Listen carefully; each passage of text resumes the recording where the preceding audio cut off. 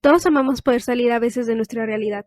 Y sin lugar a dudas, el cine muchas veces es maravilloso por eso. Nos muestra historias y mundos fantásticos que nos hacen desconectarnos, cuando pensamos que el aquí y el ahora es cansado, aburrido, o solamente queremos más de eso, desconocido y ajeno a nosotros.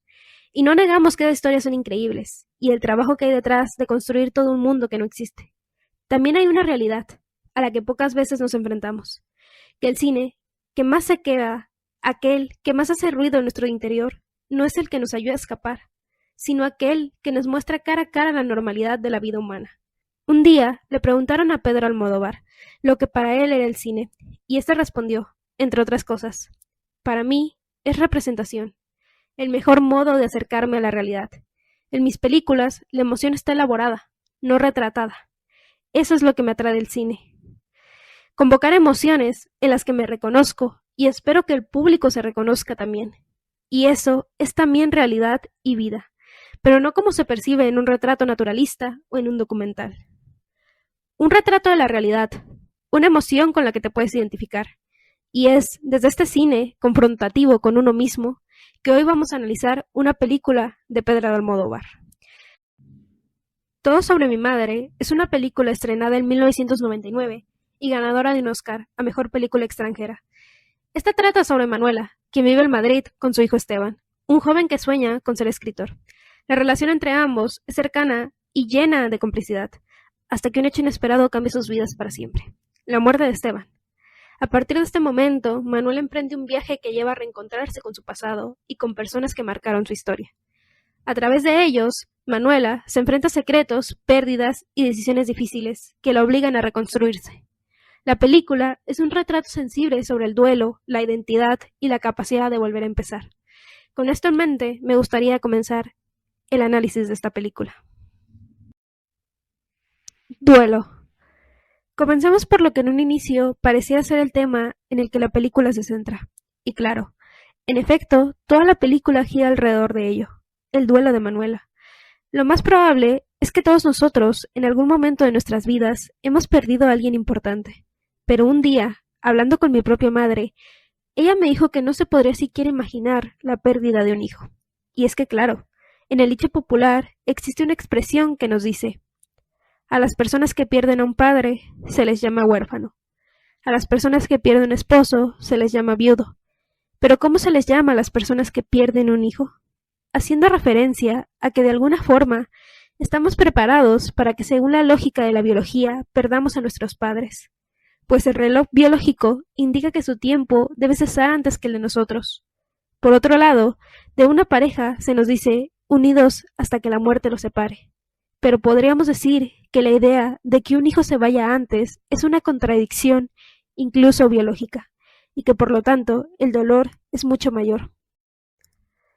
Como pequeño dato curioso, en realidad, según el periódico El País, se ha querido proponer una palabra justo para este duelo. Pero por si nadie lo había pensado, creo que para lo que no existe una palabra es para la pérdida de un hermano. No lo sé, pero si alguno lo sabe, que lo deje en los comentarios. Ahora, con esta perspectiva, estamos en el entendido de que para mí toda la película simboliza el duelo de Manuela al perder a su hijo Esteban. Sabemos que un duelo, en la cultura popular, se dice que está compuesto por 5 etapas: negación, ira, negociación, depresión y finalmente la aceptación. En primer lugar, claro que se manifiesta la negación en Manuela al no poder aceptar que Esteban ya no está.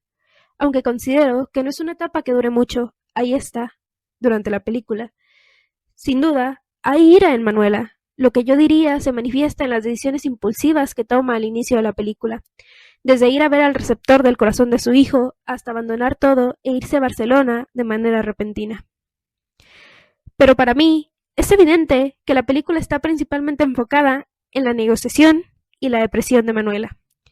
Para finalizar este tema, intentaré resumir estas ideas de forma muy breve, aunque a lo largo del análisis las seguiré retomando. Comencemos porque aquí aparece un punto clave, la promesa que Manuela le hace a Esteban sobre contarle de su padre, promesa que ya no puede cumplir directamente, pero considero que Manuela mantiene una negociación durante su duelo, esperando que al encontrar al padre de Esteban y contarle lo que no pudo a su hijo, pueda de alguna forma cumplir con esta promesa y así encontrar más fácilmente la aceptación. Sin duda, la etapa depresiva de Manuela se nos muestra el más vil momento de la película, actuando con muchos quiebres emocionales al recordar a su hijo. La figura de la actriz. Ahora me gustaría hablar de un tema que considero que se toca mucho en la película. Esta vida de mentiras en la que pareciera que vive Manuela. Desde un inicio, la película plantea esta base de una forma que me parece excelente, puesto que desde el principio Esteban intenta hacer un relato, lo cual es el motivo del título de esta película, haciendo también alusión al título de la película que aparecen viendo Manuela y Esteban, Todo sobre Eva. Una película estadounidense de 1950 que trata sobre Eva, quien sueña con convertirse en actriz. Pero es justamente esa ambición la que hace que comience a mentir y traicionar a la gente de su alrededor para conseguir su objetivo, hasta que es descubierta. Básicamente se trata de descubrir lo que oculta a Eva, el mismo objetivo que guarda el relato de Esteban. Por un lado, descubrir quién es en realidad su madre, y por el otro, develar el secreto que su madre guarda con tanto recelo sobre su padre. Objetivo que se cumple en la película, aunque en el espectador genera este pequeño sentimiento de tristeza al saber que Esteban no pudo descubrirlo con nosotros. Partiendo de esto, las mentiras no son la única semejanza que Manuela tiene con Eva, sino también la figura fundamental de la actriz. Según la Real Academia de la Lengua Española, una actriz es aquella mujer que interpreta un papel en el teatro, el cine, la radio o la televisión, lo que de alguna forma podremos entender como fingir ser otra persona. Realmente me sorprende cómo constantemente la película nos muestra a Manuela muy involucrada con esta figura. Y es muy evidente en una de las escenas más conocidas de la película, donde Manuela está parada frente a un cartel gigante de un mar rojo, y se ve tan parecida a ella que pareciera que las confundimos. Otra muestra evidente es cuando al momento en el que Manuela quiere reemplazar a Nina, Uma le pregunta si sabe actuar, a lo que Manuela responde que no, pero que sabe mentir muy bien. A este punto ya no se necesita más escenas para entenderlo, aunque aún podríamos encontrar más ejemplos para comprender que a Manuela se le relaciona con el papel de actriz, porque pareciera que durante toda la película ella interpreta constantemente un papel, mientras somos nosotros quienes intentamos descubrir quién es Manuela en realidad, presentándonos a una persona al inicio y conforme avanzamos, descubriendo a alguien que vivió una vida muy diferente, dejando también la sensación de no saber cuál es la Manuela real, o si ambas lo son, haciendo que el espectador tome el papel que en un inicio le perteneció a Esteban. La ausencia de la figura paterna. Ahora, como dije, el propósito de conocer a Manuela no es el único que nos plantea la película, sino también la interrogante sobre el padre de Esteban. ¿Por qué es un secreto tan importante? Esto se refleja en los textos de Esteban, como cuando escribe: anoche, mamá me enseñó una foto de cuando era joven. Le faltaba la mitad. No quise decírselo, pero en mi vida también faltaba esa mitad. Expresando, en pocas palabras, de una forma maravillosa, los sentimientos de Esteban. Esta necesidad por saber, entendemos que la ausencia de la figura paterna pesa, al menos en su caso, ya que es un secreto también guardado, del cual Esteban también tiene derecho. Puede convertirse en una herida. No es que veamos a Manuela negada a revelarle la verdad. Al contrario, como ya lo mencionamos, esto se convierte en una promesa entre los dos. Pero después de la muerte de Esteban, quedan dos cosas: la imposibilidad de cumplir directamente y a la vez la permanencia de esa promesa. Esto hace que la película tenga otro impulso, la búsqueda del padre de Esteban, que es lo que mueve, en un inicio, el viaje de Manuela. Pero antes de hablar sobre esto, si se cumplió o si no, veamos el viaje en sí. Quien acompaña en el viaje. Como toda historia, no basta con que se nos presente a la protagonista ni la finalidad, sino que deben aparecer los personajes secundarios. Y los de esta película, en verdad, son de mis favoritos. Desde mi perspectiva, la historia nos muestra figuras muy claras. La madre, la actriz, una mujer trans que lucha con ser auténtica, y la mujer de buen corazón cercana a la religión. Claro que estos no son sus nombres originales, pero así es como yo los identifico. Como ya dije, no se trata solo de analizar a Manuela, así que comenzaré con Agrado, que es la primera que aparece. A pesar de las dificultades de su vida, como dedicarse al trabajo sexual, no se nos muestra como un personaje triste, sino como alguien alegre y carismático. tiene uno de mis momentos favoritos de la película, cuando mediante el humor nos habla de lo mucho que cuesta ser auténtico, en un mundo que no está preparado para ello. Recordemos que es una película de 1999, donde las personas trans aún estaban llenas de estereotipos y discriminación. Agrado es una gran amiga que sabe que su cambio es lo que la hace feliz y que es más importante ser auténtica que ser alguien que no quiere ser. Además, es un personaje empático, pues ella misma nos dice que se llama Agrado porque siempre busca hacer la vida agradable a los demás. Como segunda figura, encontramos a Uma Rojo, que representa a la actriz, pero desde otra perspectiva, el vacío del éxito.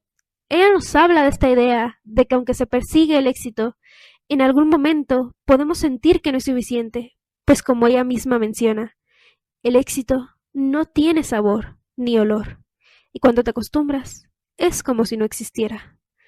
Vemos a una persona solitaria, a quien el éxito ya no le causa nada, y también a alguien que mantiene una relación no muy sana con Nina. Nina depende de las drogas, y Uma depende de Nina, creando un círculo que no termina hasta que intentan matarse la una a la otra. Sin duda, Uma representa a una persona triste y codependiente, aunque su final es esperanzador, pues nos habla de la posibilidad de salir de ese lugar y mejorar. Ahora tenemos a Rosa. Rosa se nos presenta como una persona muy apegada a la religión y a las causas sociales. Es un personaje con un corazón muy amable que participa activamente en la ayuda a mujeres trans, o que está dispuesta a irse a ayudar en medio de una guerrilla. Pero dentro de su figura inocente también hay ingenuidad. Vemos a una persona que le cree a alguien como Lola y termina embarazada, en una situación de alto riesgo, para finalmente no sobrevivir. Creo que Rosa funciona como un espejo de Manuela, al haberse encontrado en una situación parecida. Rosa nos enseña que la bondad es un arma de doble filo. Es necesaria, pero también debemos cuidar que no se convierta en ingenuidad que nos pueda lastimar.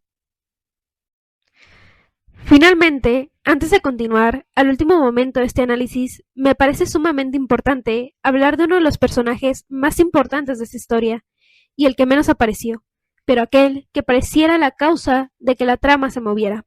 Hablamos de Lola, quien sería el padre de Esteban. Justo esta revelación se nos hace cuando Rosa está a punto de dar a luz, diciendo que siempre supo este secreto de Manuela. Pero al igual que Rosa, el espectador, a lo largo de la historia, es algo que podemos intuir, pues desde un inicio, Manuela empieza su búsqueda. Lola podría ser vista como un villano, más que un villano, una persona sin duda egoísta que constantemente se mueve por su propio deseo, ignorando un poco la importancia de la vida de otras personas, pues no le importa transicionar sin mencionárselo a su esposa, que si bien es una decisión personal y nadie debería frenarte para tomarla, al menos avisar sería lo correcto. Robarle a Grado, a pesar de que ésta le dio una mano cuando lo ocupaba, es otra de estas situaciones. Por otro lado, lo que sería su acto más egoísta, posiblemente lo tuvo con Rosa, al estar con ella, aún sabiendo que tenía una enfermedad que podía transmitirle. Y aún así, nos presentan una figura que siente y que realmente tenía ganas de ser un padre, a quien le importa su hijo con Rosa y le duele la muerte de un hijo al que ni siquiera conoció. No creo que esto enmende al personaje, solo considero que como en la vida, la película no tiene el propósito de crear un villano con su figura. Ahora hablemos de que la relación que tuvo Manuela con Lola era sin duda una relación en la que Manuela no se sentía bien, pues a su sentir, Lola tenía lo peor de un hombre y lo peor de una mujer. Aparte de mencionar que mantenía conductas machistas y que posiblemente ella se quedó al no saber cómo estar sola. A pesar de esto, la película plantea una duda hacia el público muy interesante, pues según las palabras de Esteban, anoche mamá me enseñó una foto, faltaba la mitad. No quise decírselo, pero a mi vida le faltaba también ese trozo. Esta mañana revolví sus cajones y descubrí un fajo de fotos, en donde a todas les faltaba la mitad. De mi padre, supongo. Quiero conocerle. Tengo que hacerle comprender a mamá que no me importa quién sea, ni cómo se portó con ella. No puede quitarme ese derecho. La pregunta es sobre el derecho de los hijos a formarse una opinión propia sobre un padre no presente. Por los conflictos ajenos, sin duda, creo que el sentir de Esteban era válido, y de cierta forma considero que Manuela también tenía esa perspectiva, al acercarse a Lola para cumplir con la promesa hecha hacia Esteban. Y con el cumplimiento de esta promesa, sin duda para mí, el propósito de Manuela se cumplió, cerrando por fin la etapa de la negación y depresión, y dando paso a poder encontrar la aceptación. El cumplimiento de una promesa. Hablemos entonces del final que nos plantea la película. Manuela, haciéndose cargo del hijo de Rosa, quien lleva por nombre también Esteban, y quien es la misma Rosa la que le dice a nuestra protagonista que espera que el tercer Esteban sea el definitivo para ella. Pues Lola fue el primero, el segundo, su hijo, y este bebé sería el tercero. No veo de ninguna forma un reemplazo, sino más bien un nuevo propósito para Manuela, el cual será cuidar de este bebé, pero también veo un aprendizaje por parte de esta, al prometer no ocultarle la misma cosa que a su hijo, pues sin duda vemos que es una acción de la cual se arrepiente. A pesar de esto, el contexto como la discriminación y la enfermedad del padre de Rosa hacen que Manuela, buscando proteger a su hijo, se vaya a Madrid de nuevo huyendo, para su contexto, lo amerita. Que el huir no necesariamente está mal. Creo que en ambos casos Manuela tenía algo que proteger con esas acciones. Sin embargo, vemos que ella decide volver, esta vez al poco tiempo. Este último regreso se hace ya no huyendo ni buscando nada. Vemos que el niño negativizó el virus, el vínculo con su abuela mejoró, Agrado y Uma parecen estar bien y haber mejorado. Finalmente, la foto de Esteban tras la muerte de Lola se queda con Uma, lo que demuestra sin duda el final del duelo de Manuela.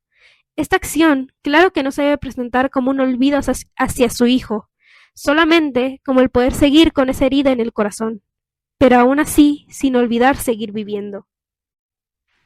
Conclusión. Ahora sí podemos decir que debemos pasar a la conclusión. Sin duda, esta es una película maravillosa que nos muestra el relato y el duelo de una madre quien perdió a su hijo, y que se debe enfrentar al pasado del que huyó, para poder dar un cierre digno y para cumplir una promesa que representa mucho.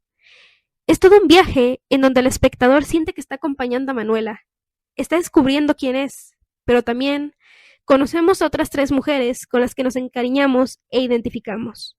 Son figuras sin duda humanas que se sientan reales, y esto en un mundo en donde muchas veces lo que vemos en pantalla son personajes irreales, vale mucho. No quisiera despedir el video sin poner esta dedicatoria que me encanta y con la que justamente finaliza la película. A todas las actrices que han hecho de actrices, a todas las mujeres que actúan, a los hombres que actúan y se convierten en mujeres, a todas las personas que quieren ser madres, a mi madre.